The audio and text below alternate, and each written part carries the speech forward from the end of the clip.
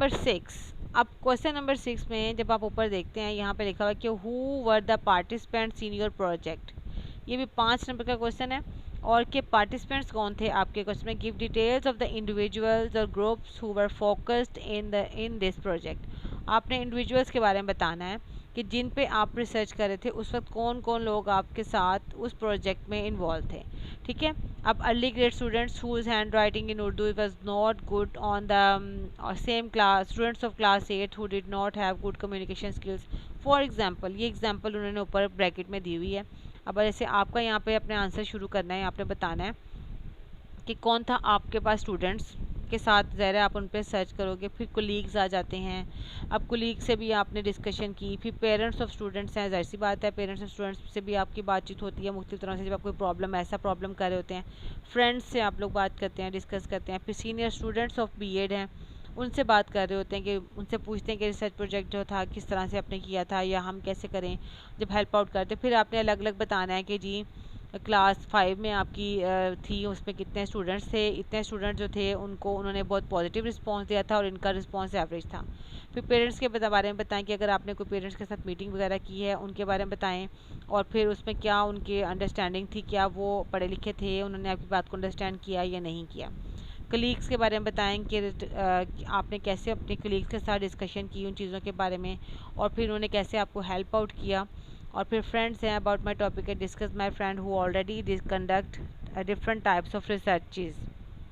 ठीक है, ये फ्रेंड्स के साथ उन्होंने आपने बात की। तो 6 जो था ना क्वेश्चन वो ये था कि आपने अपने पार्टिसिपेंट्स को यहाँ पे बताना है जो लोग इन्वॉल्व थे। कोई हेड टीचर इन्वॉल्व था उसके बारे में लिखते हैं आपने, और मज़ीद किसी से बात की है, अपने घर में अपने सिबलिंग से बात की है, किसी और से डिस्कशन की, वो तमाम चीज़ें आपने यहाँ पे लिस्ट बना के लिखी है। उसके बाद बताना है कि उनके रिस्पॉन्सेज आपके इस रिसर्च के बारे में क्या थे।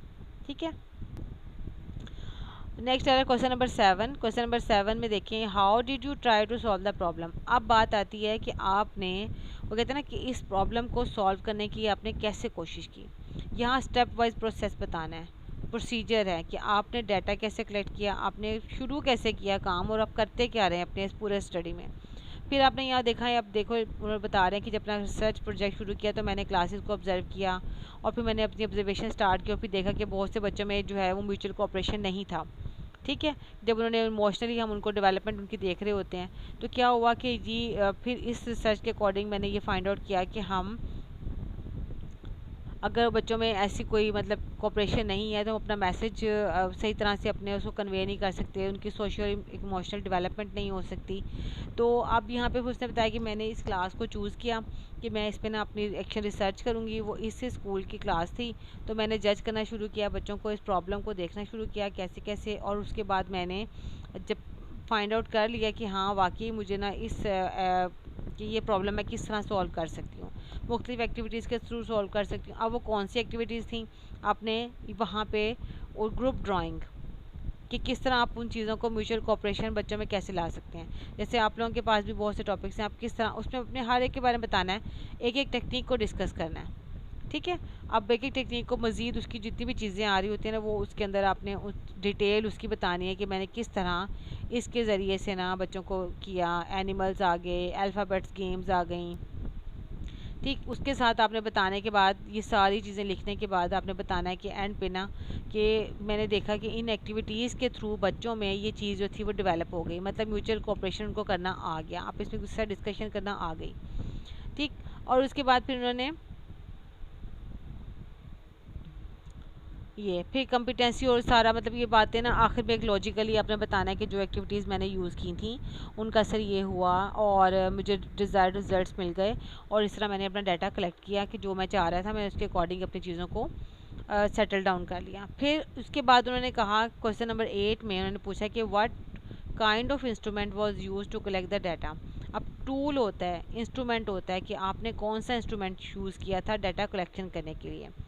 तो how was the instrument develop, कैसे आपने उसको बनाया था। जैसे फॉर एग्जांपल अगर आपने ऑब्जर्वेशन की है क्लास में, कोई रेटिंग स्केल आपने किया है, इंटरव्यू वगैरह लिए हैं, बच्चों के काम को देखा है, पोर्टफोलियो बनाया है या टेस्ट वगैरह लिया है, उसको कैसे आप लेके चलें।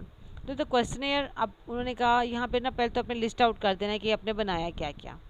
ठीक, फिर उसके बाद आपने ये बताया कि पहले अगर ऑब्जर्वेशन शीट है तो वो कैसे बनाई थी। ठीक है।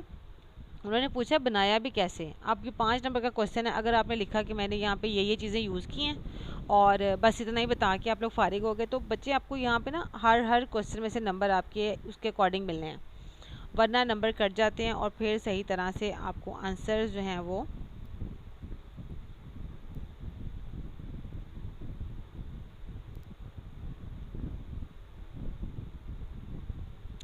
नहीं आप उसको फॉलो कर सकते हैं। आपने बताना है कि वो बनाया कैसे, क्वेश्चनेयर था, आपने खुद से क्वेश्चन बनाए, या फिर आपने कैसे ना, ये कुछ लोग ना वो भी ले लेते हैं, नेट से भी सर्च कर लेते हैं और फिर उनको एज इट इज़ उन क्वेश्चंस को अपनी क्लासरूम में अप्लाई कर देते हैं।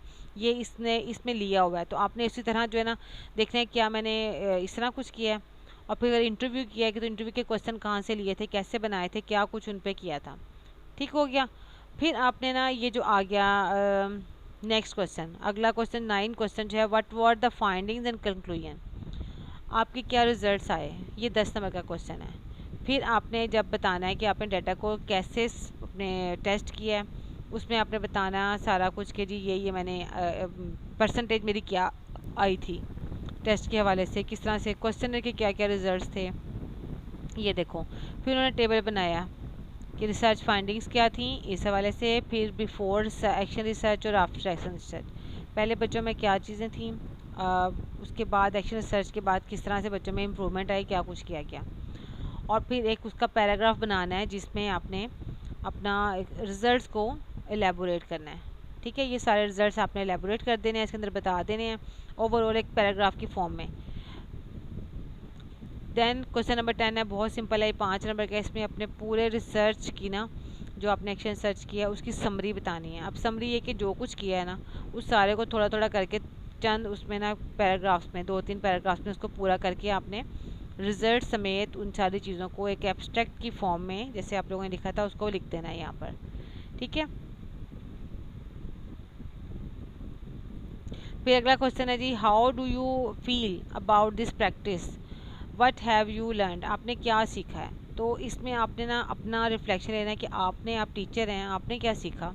ये 10 नंबर का क्वेश्चन है और ये लॉजिकल क्वेश्चन आता है कि जब हम चीज़ों को सिखा रहे होते हैं ना, फिर आपने बताना है, अपने बारे में बताना है कि मैंने ये चीज़ें की और उसके मतलब इसको करने के बाद मैंने बहुत सारा नॉलेज मुझे मिला है इस चीज़ के बारे में, जो भी आपका थीम है उसको बताना है।